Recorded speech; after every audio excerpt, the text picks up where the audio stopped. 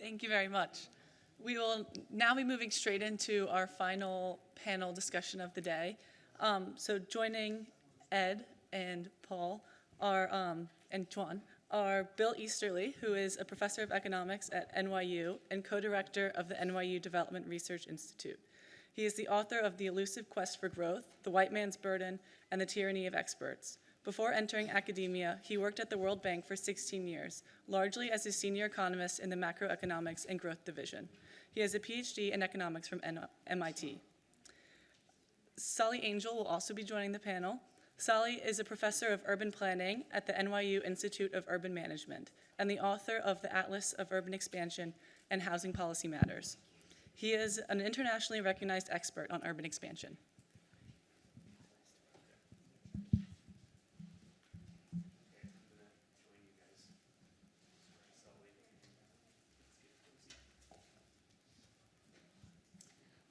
Okay, so end of day panel. I know it's been a long day, but we've got a distinguished panel here to talk about some of the ideas discussed.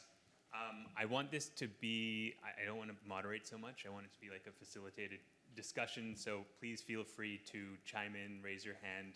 We'll have a mic down there for you three on the end. You guys can share, and Sully, Paul will share this mic. Just raise your hand. Bill, I was talking to you a bit before the panel. I said you're a bit of a wild card to me. I've read most of your books. There are some things that would suggest you'd be interested in this idea and some things that would suggest otherwise. So your reasons to be bullish on this idea of new cities, charter cities, and your reasons to be more bearish or less than bullish. What are your thoughts on both sides of the ledger? And then hopefully, again, this will spark a discussion amongst the panelists. Yeah, so the good side of charter cities that seems appealing is the element of kind of choice that's involved in charter cities, that they're the addition of a new choice that competes with existing bad choices in a lot of poor countries. And it's up to, the city, it's up to residents whether they want to go there or not, whether they want to leave if they don't like it. So that seems appealing, and certainly contrasts with a lot of other aid projects in which there's both no way to escape if you get caught in the middle of a bad aid project. Like, the old style of sort of doing invented cities was sort of forced villagization projects, which have been unfortunately very popular in a lot of poor countries, starting in Tanzania in the 1960s with forced villagization. And more recently with Ethiopia and under Meles, who was in power until about 2012 when he died of natural causes. Under Meles, there was this horrific villagization program in Ethiopia that basically moved farmers at gunpoint to villages, and these were strangely and surprisingly enough, were being financed by the World Bank. And even after some of the horrors were exposed, they were being financed by the World Bank. So that, certainly by comparison to that, charter cities look like a pretty benevolent idea that they are opening this element of sort of voluntary choice that's not happening with forced village.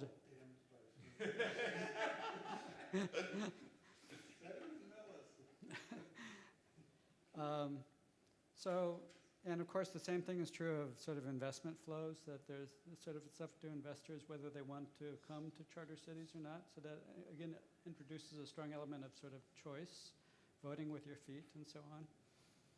I guess the downside is sort of deciding to what extent is this really different from a sort of unaccountable aid donor, kind of indulging a kind of technocratic idea that we're going to sort of suppress politics and just jump immediately to the technocratic solution of getting the right institutions, presumably knowing somehow what the right institutions are, the right city code, the right city regulations, et cetera. That it's presuming that there's enough expert knowledge to solve all of those, answer all of those questions for a charter city, and then there's the right incentive to implement them.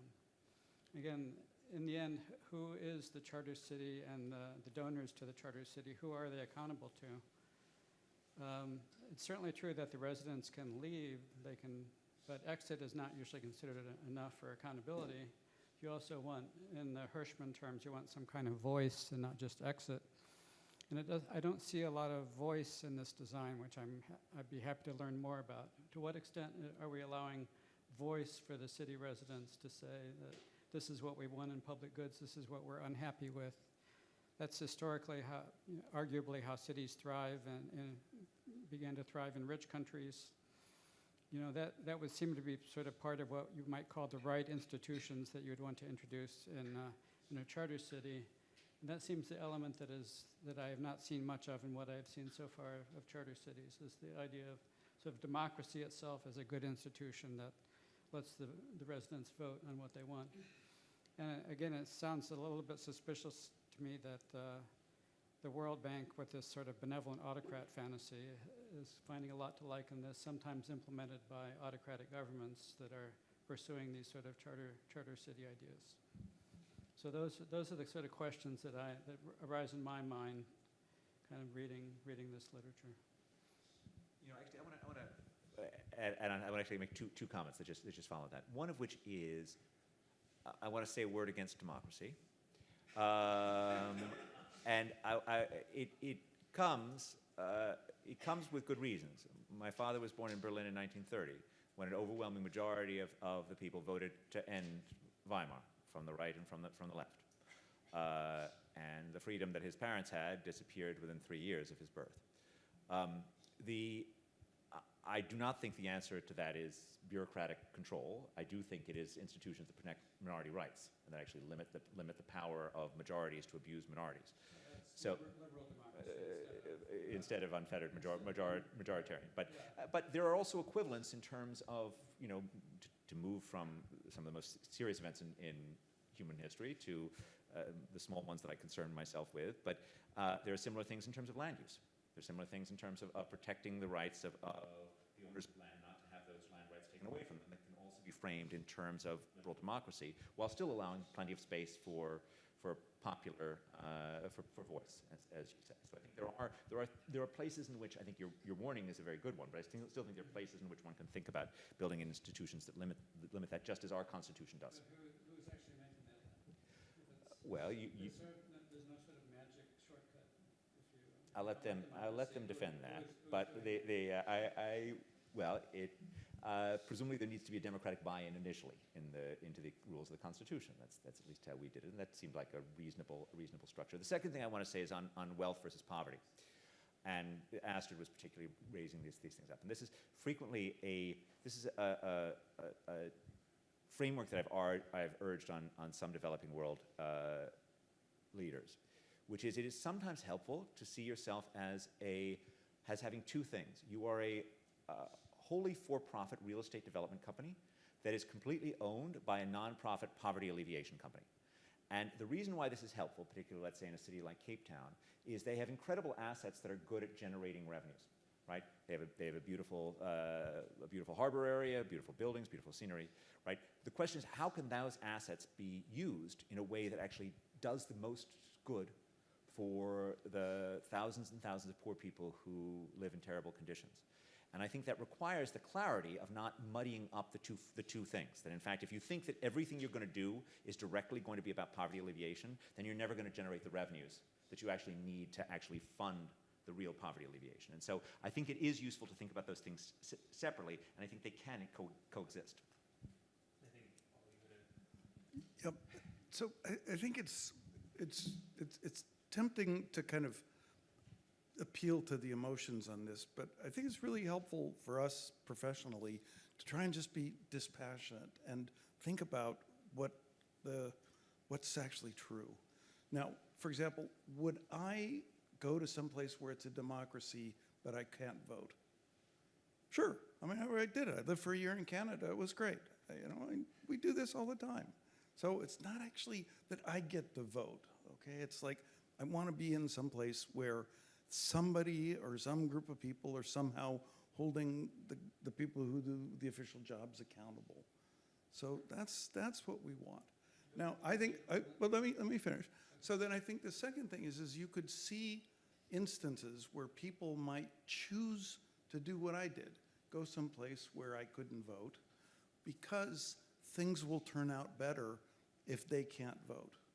So for example, think about the large number of Chinese moving into Hong Kong when it has low corruption. They like that it has low corruption. They're moving there to get that. but they know Hong Kong is also going to invite millions more Chinese in from southern China. If it's democratic, there might be political forces that undermine the Independent Commission Against Corruption. So some people might say, I want to go to Hong Kong because the governor is appointed by the prime minister who's accountable to a democracy. So there's no autocrat anywhere in this chain, but that prime minister and that governor are going to enforce some things that I actually like in terms of the services that I get.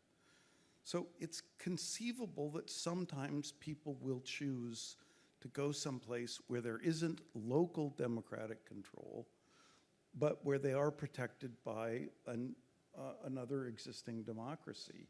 And I'm not, you may not have been here, which is fine, but I was trying to argue that this is actually the central issue in whether or not we can create places that allow large-scale immigration. So set aside corruption. The big problem is if it's up to local democracy, they're going to shut down immigration. And if we want to create places that can let, hundreds of millions of people go someplace, we're just going to have to confront the fact that there may be a tension between equal treatment under the law, local democratic control, and large-scale migration. Now, I could be wrong about the facts here, but I think we should at least be open to that possibility. And just while I'm finishing up on this, relative to some of the earlier discussion, do you remember in 2015 when Angela Merkel said, in the middle of the European refugee crisis, we'll take another 800,000. How long did it take to get another 800,000? It was by the end of the year. So this concern that kind of, well, we just don't know if we could get enough people to come to some new place. I mean, just think about it. Suppose there was a piece of land somewhere near the southern US border, and we said, you can come here and have a right of abode like you had in Hong Kong. We'll guarantee you that it's safe like Singapore. You can get a job. We're not going to promise you any transfers at all. How many million people do you think would move to that place? I think we're, well into the, double digits and millions. And I'm really worried about the pressure that kind of flow. We're breaking up families to try and stop that inward flow. And they're drowning people in boats in Europe to try and stop that flow. If those are the kind of measures we use to stop the flow,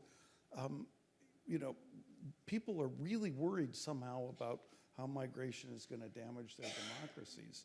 So we got to think about how we deal with like hundreds of millions of people who want to go someplace. And if democracy is going to stop it, okay, let's find a way to work around that problem and still give people a chance. Thank you. With all due respect, Paul, I would like to shift the discussion back to cities. Because if you're talking about international migration and opening the US border to migrants, or open Germany to migrants, I think that's an independent question. And that is a national question. And this day was devoted to cities rather than to international migration. So I would like, so the answer to the question, let's say, that Alain raised, how do we get hundreds of thousands of people to come to the cities? That means from the same state, not from other places. And the UN Bill of Rights guarantees free movement within states to anywhere that you want to be. So I want to just to point out two simple observations from what I heard today. First of all, a lot of these new cities that have been presented here don't deserve the term city, because as I think Astrid said and other people, and Alain said, they're not inclusive. There are other people that are participating in the city that are not counted in the city. All the essential workers that come to the city, all the people that built the city. That is why, for example, in The Economist a few years ago, there was an evaluation of the British new towns that were built earlier in the 20th century. And in these British new towns, the successful ones were the ones that were parts of metropolitan areas. And the failed ones are the ones that were on their own. So the idea of these metropolitan labor markets, and they include some enclaves of richer people, whether it's a smart city here or a smart city there. That's the first observation, that these new African cities don't deserve the name city. The second, and I think that it's a little bit where Bill started, when we talk about democracy, not democracy, you know, one of the interesting elements in talking about new cities or urban expansion and this idea that it's on green fields rather than on brown fields is precisely because they don't have a population. There are no stakeholders other than the landowners and the few rural people, villagers who live there. There are no great democracies to contend with, and community resistance and community pressures compared to doing things in built cities. That is one of their attractions, and that is why we can talk about new design, new institutional design, new arrangements, new kinds of planning, is because we don't have a constituency that we have to worry about. If I could perhaps add to just this current round of conversation about migration and cities, you know, most, if not all, great cities of the 20th century were built through migration. They were not natural, through, say, local citizen birth, right? So including this city of New York.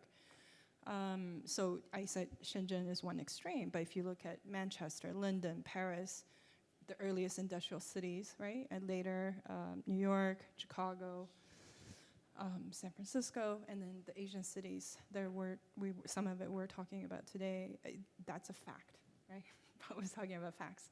Another fact is that, you know, it's people who build the cities through migration, and people go to the cities, all of the great cities, by free will.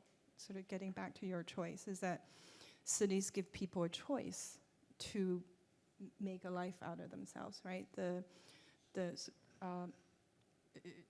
In modern urban theory, say going to the German philosopher George Simmel, right? Metropolis, a modern life, is saying people go from villages to cities in order to remake themselves, because wherever they're from, because of, you know, how they're identified, their class, etc., poses restrictions, right? This is all modern cities came from this principle of free will of the person. So I think we need to keep that in mind as a lot of us are talking about cities, is to be dispassionate. I agree, was Paul was saying, but also just to look at the facts of, you know, why the studies of cities came from. It came from, why do we study cities, and why do we plan cities? City planning is a relatively new profession. It's actually much newer than, say, architecture. City planning came out after the rise of the modern city, when you had the industrial city, pollution, plague. That's why city planning and city policy and city governance came through. It's because of this extreme high density. So the whole, you know, what kind of unite us together of thinking about better governance, thinking about how do we build better cities, how to regulate cities better, came out of the rise of these cities by migration.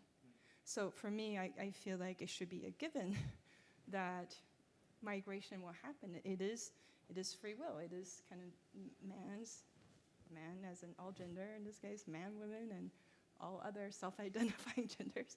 I just moved to Canada a year ago, so I'm learning all sorts of new languages. I have to be very careful about every word I say. All people, there we go. That's how it came to be. So I feel like we can probably move beyond that. And then the other aspect is to say that there will always be conflicts. There will always be people, you know, existing residents being in conflict with that of new residents, because that's just human nature. That's all of us. Whether we are someone, you know, whether we live in a city as there's newcomers coming in, as a mother or as a father, you know, like, oh.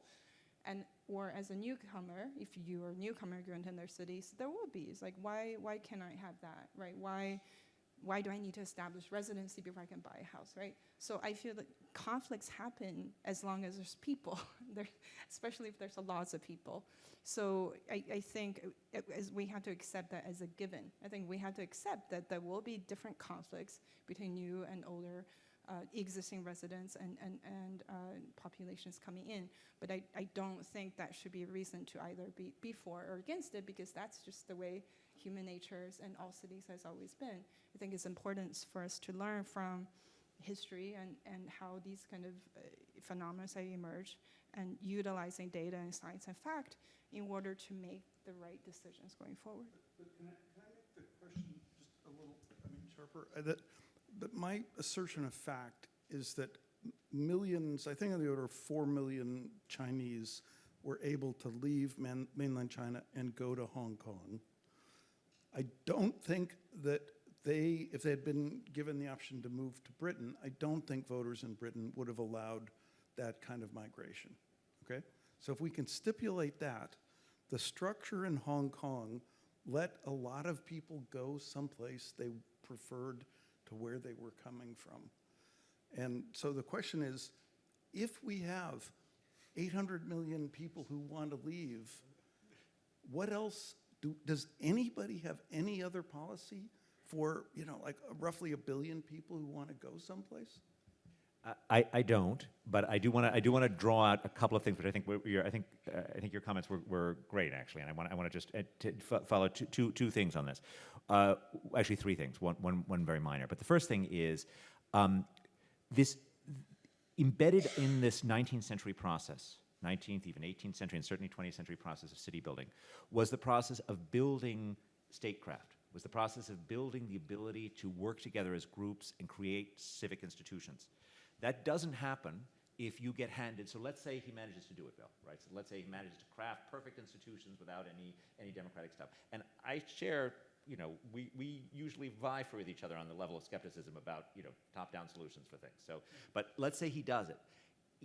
Even in that best case scenario, there will be no muscle building of bottom-up civic skills. There will be none of this sort of hypothesis that, this long-standing hypothesis that it's through city making that we actually built American democracy, we built European democracy through those local institutions and those local things. And that is a real issue. Second point I want to make, just this is so crucial. But I'm not, as an economist, I'm not pro-city, right? What I am is I'm pro-freedom, I'm pro-choices, right? I'm pro-having people having lots of options. That was another thing which was critical in this point, is that what's great is giving people lots of choices, and that's true across metropolitan areas, and that's true within metropolitan areas. Great cities are archipelagos of neighborhoods where people have lots of different options. And the last point, which is actually a incredibly minor point, which is there is this paper by Remy Jedwab, which is sort of interesting, which actually says that over the last 40 years, the cities of sub-Saharan Africa, many of them have actually grown through natural growth, which is a very unusual thing in history. But I just wanted to give Remy a call, but it does not in any sense eliminate the point that overwhelmingly in history cities have grown because people have chosen to come to cities. And the code of that is cities are unequal because they actually attract both rich and poor people, and that's actually not something that cities should be ashamed of. And I just want to, Ed, stay on you for a second and move to the topic of provision and service delivery for a bit. So we know, and several presentations today talked about this, that many rapidly urbanizing developing countries, especially in Africa and in South Asia, are urbanizing at much, much, much lower levels of income per capita than was historically the norm in now rich countries of Europe and North America. So, does this almost by necessity mean that there needs to be more private sector provision of some urban services? Or how do we think about how these cities can effectively provide for public goods in these places? This is, in fact, the challenge, right? So, historically, the U.S. didn't become 50% urban until 1920, right? It could only become 50% urban when it had the wealth to feed its cities, when it had the transportation infrastructure internally to get food from Iowa. Over the course of the past century, we've become a far more open place. And poor cities of the world can feed themselves through trade with the world. They don't need to actually have that sophisticated agricultural sector. Plus, they can, through things like the Green Revolution, borrow technologies from the wealthy world and end up feeding themselves. I wrote a paper on this for the Marshall lecture that I gave on that has a model of this is in the European Economic Review called A World of Cities. The implication of this, of course, is that they have to deal with the same demons of density, the same downsides that come from massing millions of people that wealthy cities do with just a lot fewer resources. And it's not just fewer financial resources. I mean, historically, we've had cities of a million going back to Rome, but all of those cities were imperial capitals, whether or not they were Xi'an or, Abbasid Baghdad. And you only got to be an imperial capital if your government was the most effective government, at least in your part of the world, right? That is not true of many of the developing cities of the world today, in which they're not just poor, but often poorly governed. And so dealing with the downsides of density becomes incredibly hard. I do not think that naturally leads to private provision, because, in fact, of the procurement problem. Because what private companies are really good at is subverting public institutions. And so, a first-order thing that happens when you rely upon private provision, this is exactly why New York didn't get clean water until 1842. J.P. Morgan Chase. So J.P. Morgan Chase. So that, in fact, Morgan, in fact, in the 1790s, Alexander Hamilton and Aaron Burr got together to create a water company, which was also a bank, right? The bank was the way of subsidizing the water company. Aaron Burr wanted a bank, and Hamilton made the case against burdensome taxes to the city council. This thing became the Manhattan Water Company, right? But think about the incentives, right? It has very strong incentives to do a lot of banking, not a lot of incentives to do a lot of water provision. And it is now still with us. It is J.P. Morgan Chase that was the Chase Manhattan Bank that was the bank of the Manhattan Water Company, right? And so this is just one of many examples that we've had throughout history of private providers that have taken public sectors to the cleaners. So maybe, and I think and again, I remain completely agnostic on the charter city thing. I'm not a partisan on either side of this, but maybe maybe they can handle this, and that would be great. But it's certainly true that they're going to be, it's certainly true that the pure public provision is going to be what it is, which is deeply failing along many degrees. But I wouldn't look to the private sector as being the be-all and end-all of fixing. Okay, Paul, can I just go another round on this? So. Okay, we're gonna get back at it right on this one. All right, so. Yeah, go ahead. You can go for it as much as you want, but I think another recent example that has influenced me is cybersecurity. We sort of thought, oh yeah, the private sector can handle all of that, and they've done a terrible job at that. So private provision isn't always going to work. And we know, it doesn't matter if the cat's black or white as long as it catches mouse. As Don Juppé said. Does he want to keep the mic? No, he didn't. Sorry? So in your analogy of being willing to go to Canada and have the Canadian voters protect you, who is the... Watch it. I'm Canadian. Just be careful what you say here. Okay, so Canadian voters are a liberal democracy. They're not going to let the Canadian government do anything bad to you. So who is the equivalent of the Canadian voter in the Charter City story? That's what I'm not following. Well, in the Hong Kong story, it's the voters in Britain. So there is a democracy. There's a prime minister, and then the democracy selects the prime minister appoints the governor of Hong Kong. Okay, but most British colonies were not so benevolent. Yeah, we don't agree on. So I think those other colonies are not the way to do it. So what made Hong Kong different than Well, I think all the it was, other British colonies? it was mostly, modern Hong Kong was mostly a post-World War II phenomenon. They had different incentives as a nation. And if you think about this question of muscle memory, Ed, I think saying we want to develop the muscle memory organically, that may mean it's like Gordon Brown's 500 years.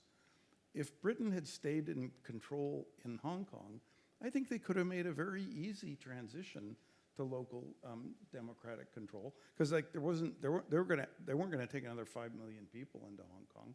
I think in a decade they could have made a very successful transition, but a decade, not like centuries. Okay, but Paul, I'm just still trying to understand. So who is the counterpart to the British voter now in this story?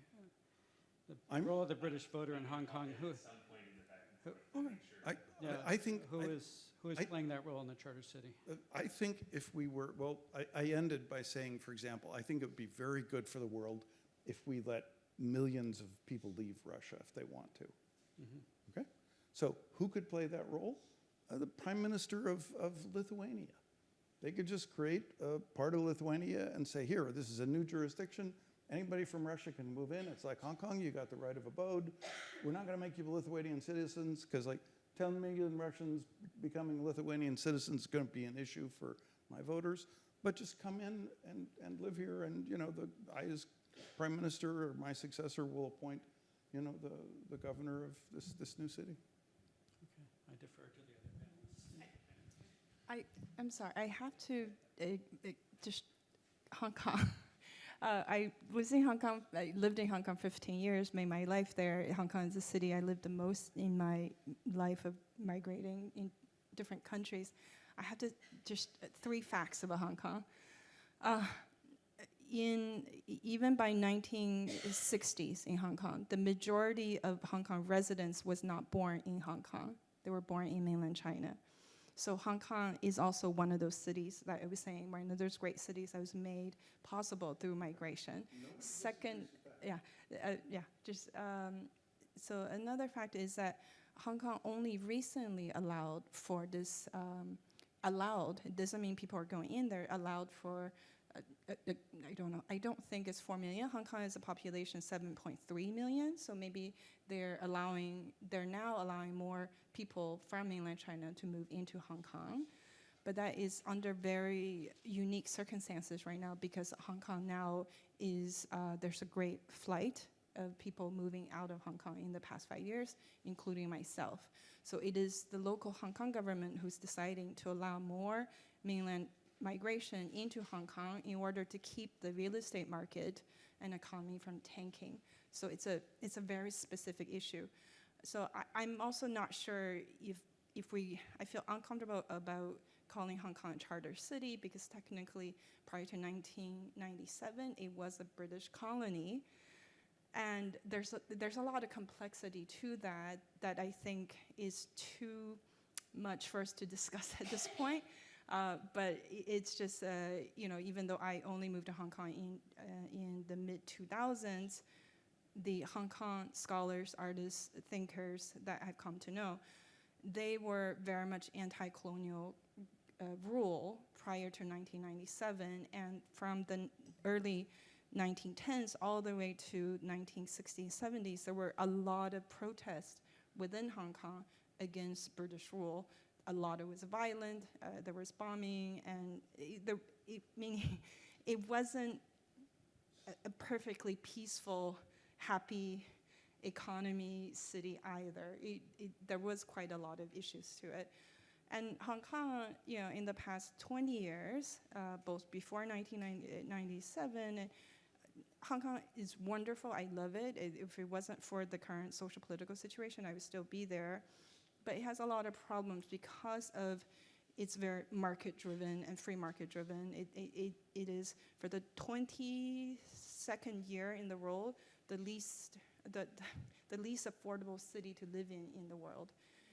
1 out of 5 people in Hong Kong lives in poverty. 1 out of 7 lives in substandard housing called cage homes.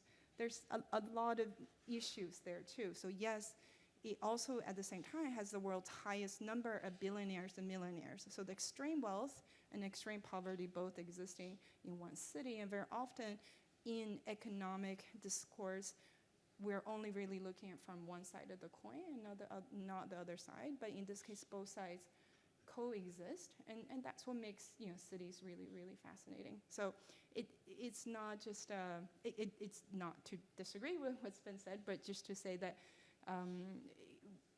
just the same thing what I said about Shenzhen is that Hong Kong is also highly, highly exceptional as both a British colony, as a city today, and it's kind of one country, 2 systems. So there's a lot of exceptionalism to Hong Kong. So I feel a little bit uncomfortable about using Hong Kong as an example for charter cities because of those nuances. Great. So again, we have a happy hour after this. We can pick up a lot of threads that have been raised at the happy hour. And I'm going to ask the last question, and then you can ask whoever you want to. So, yeah. How about we raise it at the happy hour, right? I wanted to make sure that Solly got an equal chance as all the other panelists. So ask him the last question, and then we can end a long day with some happy hour together. So so Solly, last question from your work on urban expansion here at Marron. Your experience here, is institutional reform a sort of necessary condition for getting the benefits of the upsides of rapid urbanization?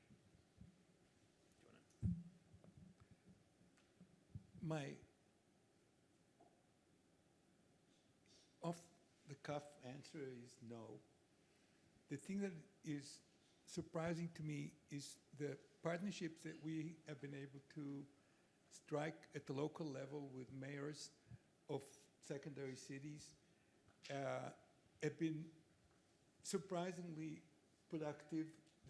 The recommendations that we made, the maps that we produced, the things that we expected from them are definitely simple enough for them to grasp. Every mayor knows how to open a road. This is like a very simple idea. They all do it without thinking much about it.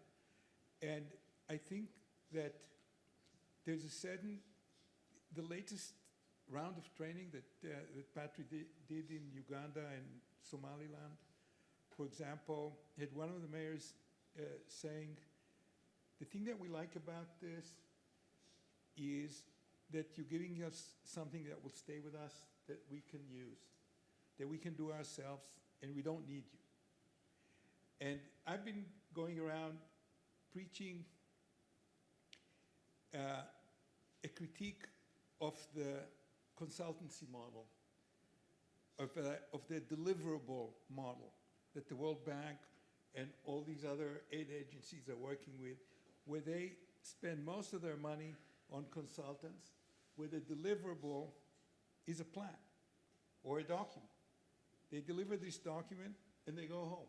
And they leave this document thinking, okay, somebody's going to do something with it. And they don't. And the model that I'm preaching, which I think Astrid talked about and several people talk, is empowerment.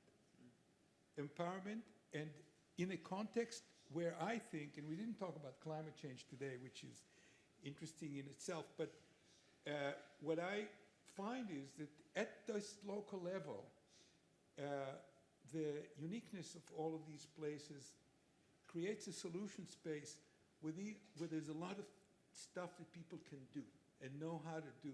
And when you start just presenting a problem and say, oh yes, we can do this, we can do that, we can do the other, I think the goodwill is there. I think the capacity is not necessarily there, but we're requiring a lot of sophistication. And I'm not talking about big cities, I'm talking about the thousands of smaller secondary cities where there's enough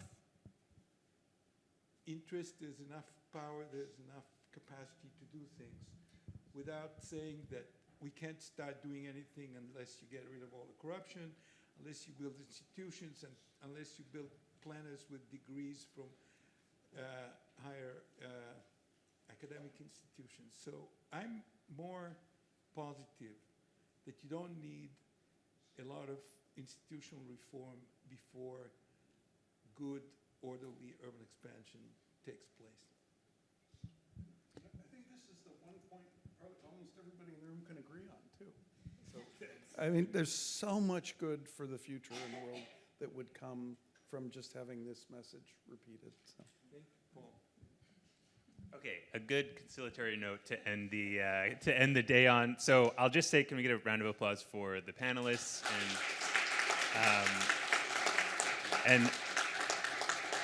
yeah, I want to say thank you to not just the panelists, all the speakers from today. I think there was a lot of ideas exchanged, and it was fantastic. I also want to say thank you to Marron for hosting us. And thank you to all of the organizers of this event. And also, like, the out-of-towners.